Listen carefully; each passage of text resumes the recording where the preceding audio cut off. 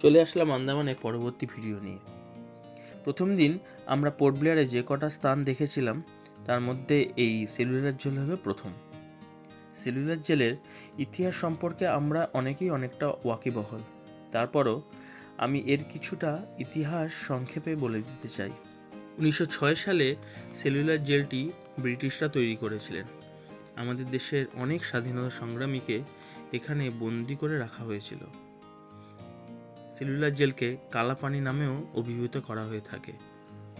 এই সেলুলার জেলটি এখন একটি দ্রষ্টব্য স্থানে পরিণত হয়েছে।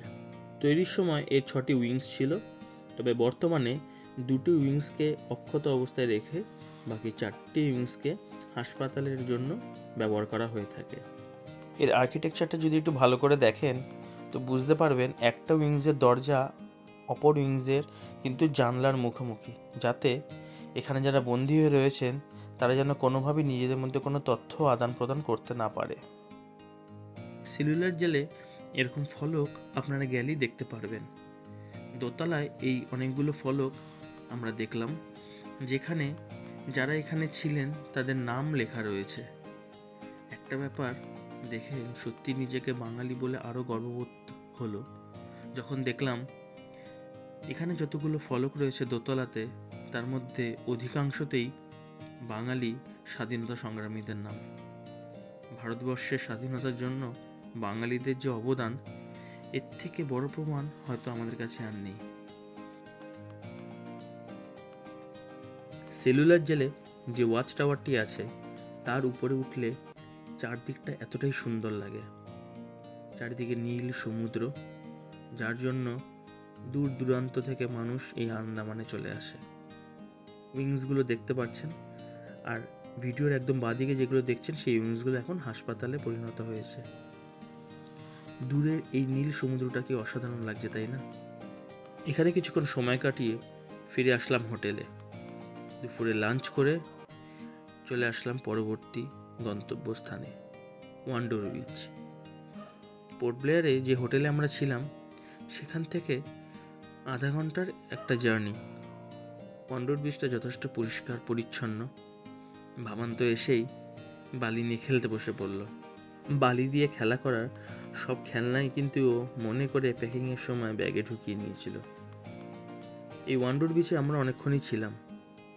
সন্ধ্যা পর্যন্ত থেকে এখান থেকে আমরা ফিরে যাই হোটেলে।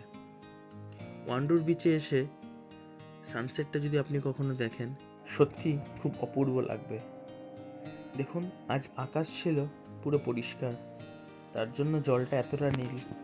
তবে একটা জিনিস যেটা আমরা দেখেছি আন্দামানে, আকাশ মেঘাচ্ছন্ন থাকলে কিংবা সানসেটের টাইমে জলটা কিন্তু আস্তে আস্তে কালো হয়ে যেতে থাকে। পুরোটা রিফ্লেকশনের জন্যই এই নীল জলটা আমরা দেখতে পারি। বাবান খুব মজা করেছিল, যদিও বাবান ছোটবেলায় সমুদ্রে খুব ভয় পেত। একটা দোলাচলে আন্দামান এসেছিলাম, যদি বাবান এনজয় না করে তাহলে পুরো ট্রিপটাই আমাদের কিন্তু বৃথা যেত। কিন্তু দেখলাম এসে হয়তো নীল জলেরই প্রেমে বাবান এতটা প্রাণোচ্ছল হয়ে খেলাধুলা করেছে সারাদিন বিচে, কখনো ক্লান্ত হয়নি। অনেকে এই ওয়ান্ডোর বিচে আসে সানসেট দেখার জন্য, তবে চিড়িয়া টাপুও আছে যেখানে আপনারা সানসেট দেখতে পারবেন। তবে আমরা চুজ করেছিলাম এই ওয়ান্ডোর বিচ। এক নম্বর কারণ হলো যেহেতু হোটেল থেকে আমাদের বেশি দূরত্বে ছিল না, আর আমরা ওই দিনই কলকাতা থেকে এসেছিলাম, তো আমরা বেশি জার্নি করতে চাইনি। আর দ্বিতীয়, ওয়ান্ডোর বিচ যথেষ্ট পরিষ্কার পরিচ্ছন্ন, চারিদিকে বসে সানসেট উপভোগ করা যায় এবং অবশ্যই ডাব খেতে খেতে আপনি সানসেটটা দেখতে পারবেন। এরপরে রইল আমাদের সারাদিনের পোর্ট ব্লেয়ারের এই দ্রষ্টব্য স্থানগুলির কিছু সুন্দর মুহূর্ত।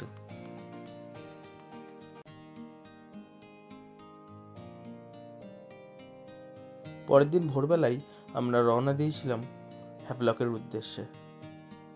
হ্যাভলকে আমরা সারাদিন কি করলাম, কিভাবে গেলাম, কোথায় থাকলাম, সেগুলো আসবে পরবর্তী ভিডিওতে।